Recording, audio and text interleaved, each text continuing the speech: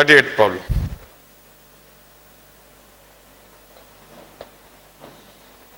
.124 grams of iron is dissolved in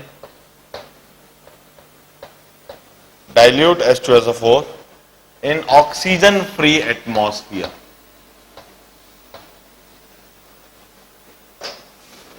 And the resulting solution was titrated against 0.09672 normal KMnO4 and the titer value was 22.90 ml. Calculate percentage purity of iron wire. देखिए, सबसे पहले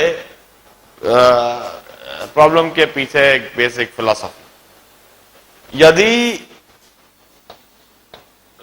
किसी ion wire को dilute H2SO4 में in presence of oxygen डाला जाए तो यह आयन कंप्लीटली ऑक्सीडाइज होता है हमेशा Fe2SO4 होल थ्राइस में. यदि Fe को H2SO4 के साथ विथ ऑक्सीजन डाला जाए, इन एटमॉस्फेरिक एयर डाला जाए, तो वहां पर आयन का कंप्लीट ऑक्सीडेशन होता है हमेशा. जो Fe है वह 0 ऑक्सीडेशन स्टेट से +3 ऑक्सीडेशन स्टेट तक जाता है हमेशा. While if the same iron is added with H2SO4, इसके साथ में जनरली पानी निकलता है. यदि ऑक्सीजन फ्री एटमॉस्फेयर में डालें तो वहां पर FeSO4 प्लस हाइड्रोजन गैस.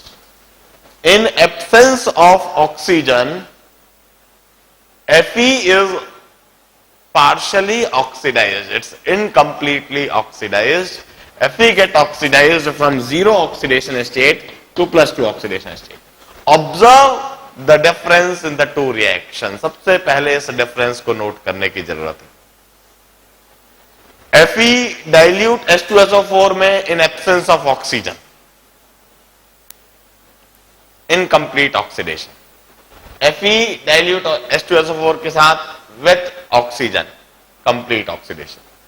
और बिल्कुल साफ है वहां पर पहली वाली रिएक्शन नहीं हो रही है क्योंकि वहां ऑक्सीजन फ्री एटमॉस्फेयर में Fe में डाइल्यूट H2SO4 डालना जा रहा है, इसलिए पहली रिएक्शन नहीं हो रही है. वहां Fe2SO4 नहीं बन रहा है, वहां freshly prepared ferrous sulphate solution है. हाइड्रोजन गैस लिबरेट हुई. इस freshly prepared ferrous sulphate solution में इसे जब KMnO4 से टाइट्रेट करेंगे तब हम कहेंगे KMnO4 तो रिड्यूस हो जाएगा Mn2+ में और Fe ऑक्सीडाइज हो जाएगा Fe3+ में. Now this is the basic philosophy of the reaction, basic philosophy of the problem. हमें यह रिएक्शन लिखना कंपलसरी होता है. अब हम कहते हैं equivalent of KMnO4 is normality into volume in liters. और जितने equivalent of KMnO4 है that is the equivalent of FeSO4. क्योंकि यह KMnO4 FeSO4 से रिएक्ट करते हैं. अब खास बात, सबसे इंपॉर्टेंट बात, जरा नोट करें इस बात को. वहां पर हो क्या रहा है, पहले FeSO4 में ट्रांसफॉर्म हो रहा है, फिर Fe2SO4 होल साइज में ट्रांसफॉर्म हो रहा है. पहले FeH2SO4 के डालने पर यह रिएक्शन हो रही है, फिर KMnO4 के द्वारा यह रिएक्शन हो रही है. अब ध्यान दें जरा, थोड़ा लिखना पढ़ना छोड़ें, जरा मेरी तरफ ध्यान दें. Equivalent of KMnO4 would be equivalent of FeSO4 in this reaction. इस रिएक्शन में KMnO4 के जो इक्विवेलेंट है वह FeSO4 के इक्विवेलेंट है.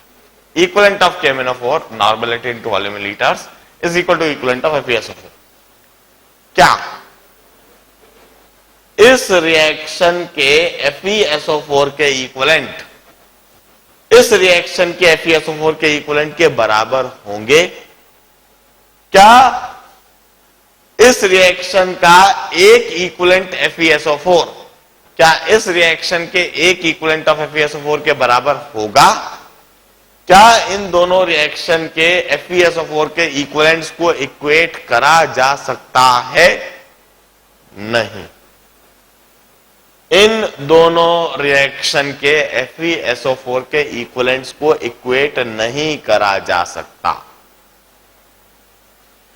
इक्विवेलेंट कंसेप्ट कहता है सेम रिएक्शन में इन्वॉल्व होने वाले दो रिएजेंट ऑक्सीडाइजिंग और रिड्यूसिंग एजेंट के इक्विवेलेंट बराबर होते हैं। सेम रिएक्शन में इन्वॉल्व होने वाले यह ऑक्सीडाइजिंग और रिड्यूसिंग एजेंट के इक्विवेलेंट बराबर है। लेकिन इक्विवेलेंट कंसेप्ट यह कभी नहीं कहता है कि दो अलग अलग रिएक्शन के इक्विवेलेंट बराबर होते हैं। यह दो अलग अलग रिएक्शन इनके इक्विवेलेंट बराबर होना या नहीं होना, मतलब होना कोई जरूरी नहीं। इक्विवेलेंट कंसेप्ट ने कभी यह नहीं कहा कि इनके इक्विवेलेंट कंपलसरीली इक्वल होंगे। इक्विवेलेंट कंसेप्ट ने कहा है कि इन दोनों के इक्विवेलेंट कंपलसरीली इक्वल होंगे। दो रिएक्शन में यदि सेम रिएजेंट इन्वॉल्व हो तो उनके इक्विवेलेंट समान तब कहे जाते हैं जब उन दोनों ही रिएक्शन में वह रिएजेंट सिमिलर टाइप के रिएक्शन दे रहा हो और सिमिलर रेडॉक्स चेंज हो। इस रिएक्शन में FeSO4 का रेडॉक्स चेंज देखिए क्या है, +2 से +3। The change in oxidation state is 1. While in this reaction, observe what is the redox change of FeSO4? It's 0 to +2. The change in oxidation state is 2. इस reaction में FeSO4 का redox change और इस reaction में FeSO4 का redox change एक जैसा नहीं है। क्योंकि दोनों रिएक्शन में FeSO4 का रेडॉक्स चेंज एक जैसा नहीं है, इसलिए इन दोनों रिएक्शन के FeSO4 के इक्विवेलेंट्स इक्वेट नहीं करे जा सकते। हम मोल्स इक्वेट कर सकते हैं। मतलब यह जो इक्विवेलेंट ऑफ KMnO4 है, जिसे हमने इक्विवेलेंट ऑफ FeSO4 कहा, उसको इस रिएक्शन के इक्विवेलेंट ऑफ FeSO4 हम नहीं कह सकते। एक मोल FeSO4 इस रिएक्शन में, जरा सोचिए, एक मोल FeSO4 इस रिएक्शन में AbCNV फैक्टर 2 है तो 2 इक्विवेलेंट के बराबर होगा। जबकि वही एक मोल FeSO4 इस रिएक्शन में AbCNV फैक्टर 1 है तो 1 इक्विवेलेंट के बराबर होगा। मतलब इस रिएक्शन में 1 मोल FeSO4 बराबर 2 इक्विवेलेंट, इस रिएक्शन में 1 मोल FeSO4 बराबर 1 इक्विवेलेंट, मतलब इक्विवेलेंट्स इक्वल नहीं है। हमें इस रिएक्शन से इस रिएक्शन पर जंप मारने के लिए इक्विवेलेंट कंसेप्ट नहीं ले सकते, हमें मोल कंसेप्ट में आना होगा। इक्विवेलेंट ऑफ FeSO4 निकालने के बाद अब हम मोल्स ऑफ FeSO4 निकाल लें। यह इक्विवेलेंट ऑफ FeSO4 है,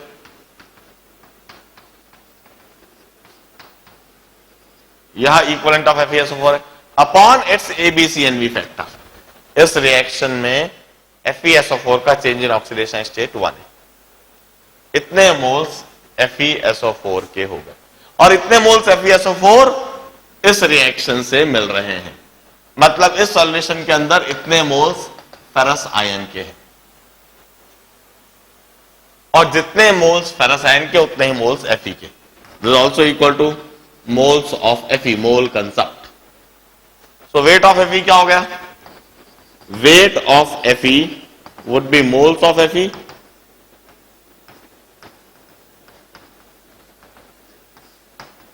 there is the moles of Fe into its molecular weight.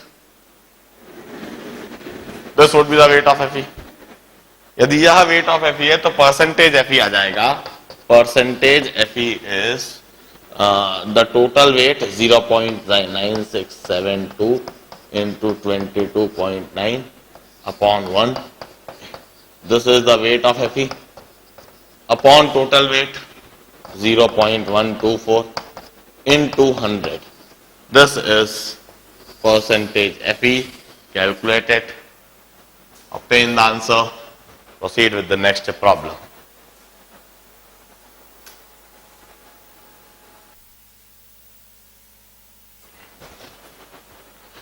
Calculations के लिए आप सभी कैलकुलेटर इस्तेमाल कर सकते हो। हाँ, परसेंटेज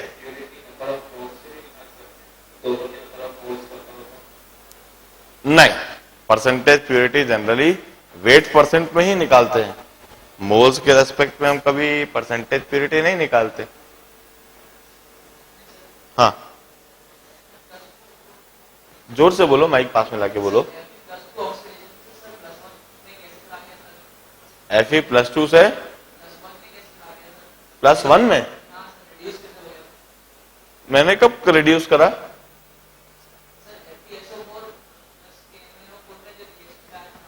हाँ हाँ, +3 पर गया था। वो +3 पर है, +3। हाँ, नहीं मैंने +1 लिखा क्या? नहीं, मैंने +3 लिखा है शायद यार। फेरिक आयन है 44th।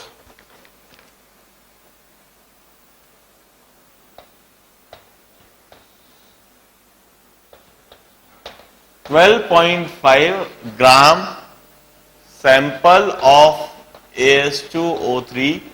देखिए, प्रॉब्लम पढ़ने और फंडा समझने के, ये जो रिएक्शन और फंडा समझने के अलावा किसी भी प्रॉब्लम को पढ़ने का भी तरीका सीखने की जरूरत है।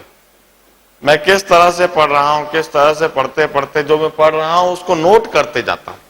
और एक बात हमेशा ध्यान दीजिए कि एक प्रॉब्लम को मैं हमेशा सिर्फ एक बार पढ़ता हूं। एक बार पढ़ने के बाद फिर वापस उस क्वेश्चन को पढ़ने की जरूरत कभी नहीं पड़ती। एक बार प्रॉब्लम को पढ़ते हुए जो भी कुछ हम पढ़ रहे हैं उस डेटा को हम प्रॉपरली नोट डाउन करते हैं। और जिस तरीके से हम डेटा को नोट डाउन करते हैं उसको मैं एक ट्री कहता हूं। मैं एक प्रॉब्लम पढ़ते पढ़ते एक ट्री बना देता हूं और उस ट्री को देखकर फिर पूरा प्रॉब्लम स्टेटमेंट मेरे दिमाग में कभी भी आ सकता है। मैं कभी भी प्रॉब्लम स्टेटमेंट को रिसाइट कर सकता हूं। जैसे 12.5 gram sample of AS2O3 were dissolved in water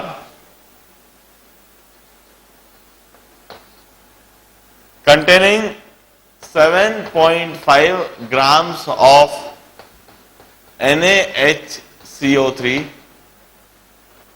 and the resulting solution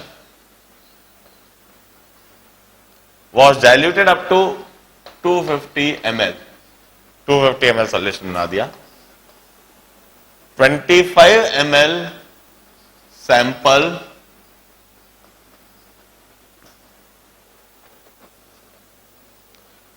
was completely oxidized by 22.4 ml of solution of iodine। अब इस आयोडीन के बारे में एक डेटा अलग से दिया है। 25 ml of this iodine sample reacted with 24.5 ml of hypo। और इस हाइपो के बारे में एक डेटा दिया हुआ है। इट कंटेन्स 27.7 ग्राम्स पर litre of Na2S2O3 5S2O। Calculate percentage AS2O3 in the sample। An interesting problem।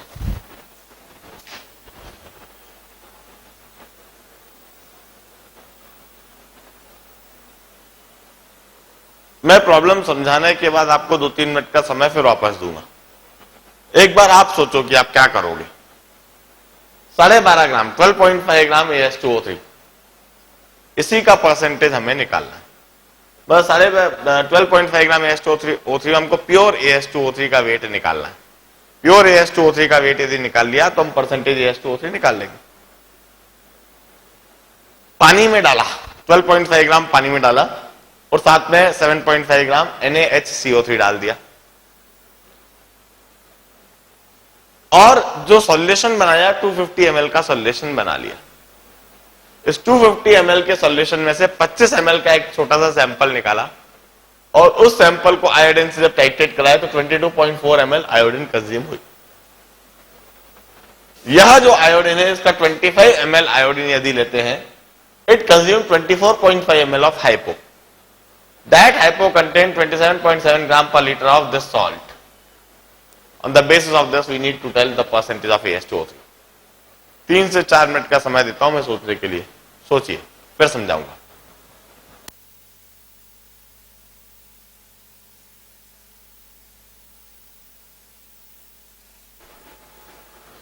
चलिए प्रॉब्लम की फिलॉसफी बता देता हूं, प्रॉब्लम में इन्वॉल्व होने वाली केमिकल रिएक्शन बता देता हूं और उन केमिकल रिएक्शन को कैसे सोचा जाए यह बता देता हूं, क्योंकि शायद प्रॉब्लम में इन्वॉल्व केमिकल रिएक्शन यदि आपको पता लग जाएंगी तो यह प्रॉब्लम आप स्वयं से भी कर सकोगे।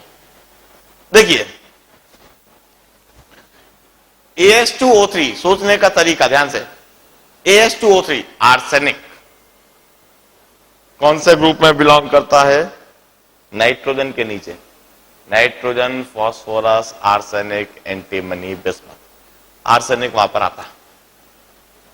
AS2O3 आर्सेनिक का ऑक्साइड।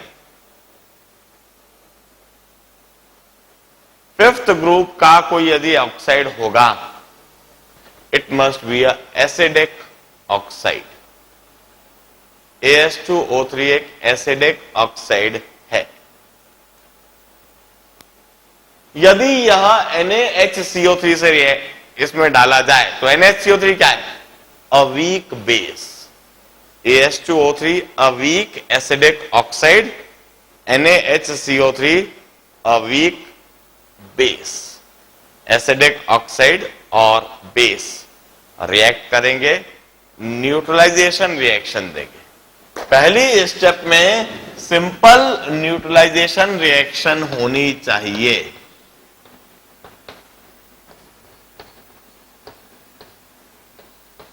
और इस न्यूट्रलाइजेशन रिएक्शन के दौरान आर्सेनिक का कोई ऑक्सीडेशन स्टेट में चेंज नहीं आना चाहिए। न्यूट्रलाइजेशन रिएक्शन में कभी भी किसी भी स्पीशीज का ऑक्सीडेशन स्टेट चेंज नहीं होता। इधर न्यूट्रलाइजेशन रिएक्शन होनी है और आर्सेनिक के दो कंपाउंड बनते हैं न्यूट्रलाइजेशन रिएक्शन से। एक कंपाउंड तो जनरली बनता है NaAsO2, यह तब बनता है जब सोडियम सॉल्ट लिमिटेड हो, और दूसरा कंपाउंड बनता है Na3AsO3। यदि सोडियम सॉल्ट एक्सेस में हो तो यह NaAsO2 या फिर Na3AsO3। यदि सोडियम सॉल्ट लिमिटेड हो तो यह कंपाउंड बन जाएगा, यदि सोडियम सॉल्ट एक्सेस में हो तो यह कंपाउंड बन जाएगा। कोई सा भी कंपाउंड बना दे, इतना फर्क नहीं पड़ता है। एनीवे इन दोनों ही कंपाउंड में आर्सेनिक +3 ऑक्सीडेशन स्टेट पर है और मुझे सचमुच में इससे मतलब नहीं है कि NaAsO2 बनेगा या Na3AsO3 बनेगा। मुझे इस बात से कोई मतलब नहीं है, मुझे बस इस बात से मतलब है कि यह एक एसिडिक ऑक्साइड है और एसिडिक ऑक्साइड का जब एक वीक बेस में डाला जाएगा तो वहां पर न्यूट्रलाइजेशन रिएक्शन होगी और वाटर निकलेगा, कार्बन डाइऑक्साइड लिबरेट हो जाएगा और या तो NaAsO2 बनेगा या फिर Na3AsO3 बनेगा। कुछ भी बने, आर्सेनिक रहेगा +3 पर। आर्सेनिक का ऑक्सीडेशन स्टेट ना बढ़ेगा ना कम होगा। इस सॉल्यूशन के अंदर आर्सेनिक +3 पर रहा है, बस इस सैंपल के अंदर आर्सेनिक +3 पर है, क्योंकि आगे यही आर्सेनिक जो +3 पर है यही आयोडीन से रिएक्ट कर रहा है। यह आयोडीन से रिएक्ट करके आर्सेनिक ऑक्सीडाइज हो रहा है +5 पर और आयोडीन को रिड्यूस कर रहा है आयोडाइड आयन पर। यह जो आर्सेनिक सॉल्यूशन के अंदर सैंपल के अंदर +3 पर है, यह सैंपल का जो आर्सेनिक है यह +5 पर जा रहा है, यह ऑक्सीडाइज हो रहा है। और आयोडीन जो कि जीरो ऑक्सीडेशन स्टेट पर है इसे रिड्यूस कर रहा है। यह रिडॉक्स चेंज इस सैंपल का आयोडीन के साथ में होता है और इस आयोडीन का हाइपो से रिएक्शन हम अच्छी तरह से जानते हैं। Iodine react with hypo Na2S2O3 to give you Na2S4O6 plus NaI। यह बेसिक स्केलेटन रिएक्शन लिखना कंपलसरी होता है।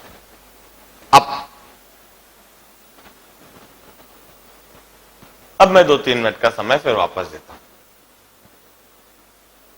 अब प्रॉब्लम में होने वाली रिएक्शन मैंने बता दी, अब करने की एक और बार कोशिश करो।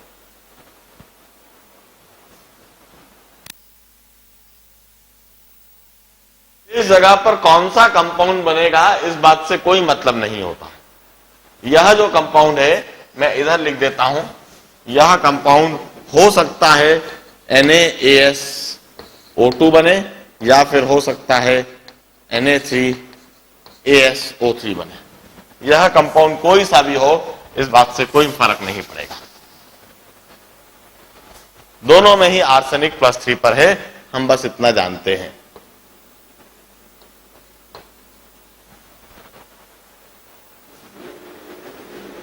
क्या अब आप सोचेंगे क्या होना चाहिए?